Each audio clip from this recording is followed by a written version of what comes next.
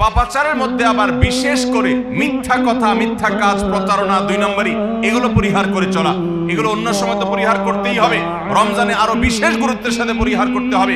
বুখারীর হাদিসে আসছে, নবী করিম সাল্লাল্লাহু আলাইহি সাল্লাম বলেছেন, মাল্লাম ইয়াদা কাওলাজ জুরি ওয়াল আমাল বিহি ফালাইসা লিল্লাহি হাজা আন ইয়াদা তাআমাহু ওয়া শারাবা। যে ব্যক্তি মিথ্যা কথা, মিথ্যা কাজ এগুলো ছাড়লো না, সেই ব্যক্তির উপবাস থাকায় আল্লাহর কোনো ঠেকা পড়ে নাই। অর্থাৎ তার এই রোজা থাকাটা উপোস থাকা ছাড়া কিছুই নয়, আর তার এই উপোস থাকায় আল্লাহর কোনো প্রয়োজন পড়ে নাই। অর্থাৎ তার এই রোজার কোনো মানে নাই, অর্থহীন হয়ে যাবে যদি সে রোজা রেখে মিথ্যা কথা বলে, মিথ্যা কাজ করে। এই জন্য রমজান মাসের গুরুত্বপূর্ণ আমল হলো 12 নম্বর আমল, যে আমরা মিথ্যা কথা, মিথ্যা কাজ রমজান মাসে পরিহার করবো রোজা অবস্থা বিশেষ করে। 13 নম্বর আমল হলো স্পেশালি ঝগড়াঝাটি থেকে বিরত থাকা। নবী করিম সাল্লাল্লাহু আলাইহি সাল্লাম বলেছেন, কোন রোজাদারের সাথে কেউ যদি কুতর্ক করতে আসে, ঝগড়া ফাসাদ করতে আসে, তাহলে সে বলবে ইন্নী সাইম, আমি তোমার ঝগড়া, আমি তোমার গালিগালাজ, আমি তোমার বিতর্ক বৎসার জবাব দিতে পারছি না, কারণ আমি রোজাদার অবস্থায় আমি আমার মুখ নষ্ট করব না, সময় নষ্ট করব না। অতএব ফেসবুকের বাইরে, সোশ্যাল মিডিয়াতে অথবা অনলাইনে অফলাইনে যে কোনো জায়গায় আমরা রমজান মাসে বিশেষভাবে ঝগড়া ঝাঁটি, গন্ডগোল, ফাসাদ, তর্ক বিতর্ক, বৎসা এগুলো আমরা বর্জন করে চলবো, কারণ এটা রমজানের বিশেষ গুরুত্বপূর্ণ আমল, যে এই মাসে আমি কোনো ঝগড়াঝাটি করব না। এটা হলো রমজানের 13 নম্বর বিশেষ আমল। 14 নম্বর বিশেষ আমল হলো সাধারণ যত আমল আছে, সাধারণ যত ভালো কাজ আছে, সেই ভালো কাজগুলো এই মাসে সবচেয়ে বেশি গুরুত্বের সাথে করা। কারণ আপনারা জানেন, নবী করিম সাল্লাল্লাহু আলাইহি সাল্লাম বলেছেন, রমজানের শুরুর দিকে আল্লাহর পক্ষ থেকে এক ফেরেশতা ঘোষণা দিতে থাকে, ইয়া বাগিয়াল খাইর আকবিল, তোমাদের মধ্যে কেউ কি কোনো কল্যাণের পথে চলতে চায়, এমন কোন মানুষ আছে যে কল্যাণকামী, যে ভালো কাজ করতে চায়, তাহলে সে যেন অগ্রসর হয়, কারণ ভালো কাজ করার মৌসুম এসেছে, সময় এসেছে, সুবর্ণ সুযোগ এসেছে। এটা আমল করার সময়, এটা নিজের আমল নামার শূন্য স্থানগুলো পূরণ করার সময়, এটা জান্নাতের পথে এগিয়ে যাওয়ার সময়।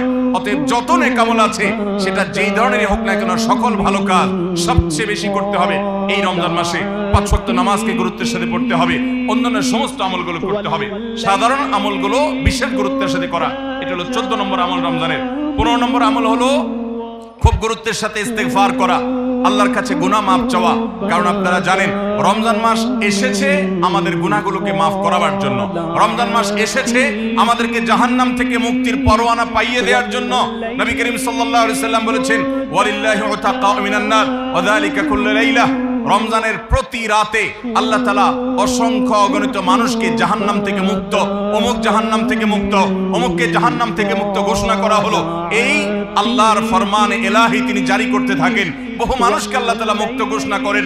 একজন ইমানদার বান্দা এই আল্লাহর তাআলার সাধারণ ক্ষমার অফার নেওয়ার জন্য তিনি চোখের পানি ফেলে দোয়া করবেন, তিনি বিভিন্ন সময় দোয়া করবেন, আল্লাহ রমজান মাস চলছে, এটা গুনাহ মাফ করানোর সময়, এটা গুনাহ মাফ করার সুবর্ণ সুযোগ, আপনি আমার গুনাহগুলো মাফ করে দিন, আমার ভুল ত্রুটি মাফ করে দিন, সারা বছর আমি অনেক পাপ করেছি, আল্লাহ আপনি আমাকে ক্ষমা করে দিন, আমার হিসেবে যত আমল নামাতে যত গুনাহ আছে সবগুলো আপনি ডিলিট করে দিন। আল্লাহর কাছে মাফ চাইতে হবে।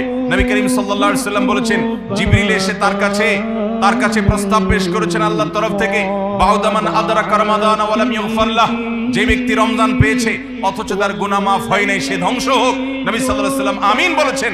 অতএব রমজান মাসে গুনাহ মাফ যদি আপনি করাতে না পারেন, তাহলে জিবরিলের বদদোয়া, নবী সাল্লাল্লাহু আলাইহি সাল্লামের বদদোয়া আপনার জন্য লাগবে। এইজন্য যেই কোনো মূল্যে রমজানের প্রতি রাতে প্রতিদিন চোখের পানি ফেলে একটু একটু করে হলে দোয়া করে আল্লাহর কাছে নিজের গুনাহগুলো মাফ করাইতে হবে। জাহান্নাম থেকে মুক্তির ঘোষণা আল্লাহর পক্ষ থেকে আদায় করে নিতে হবে।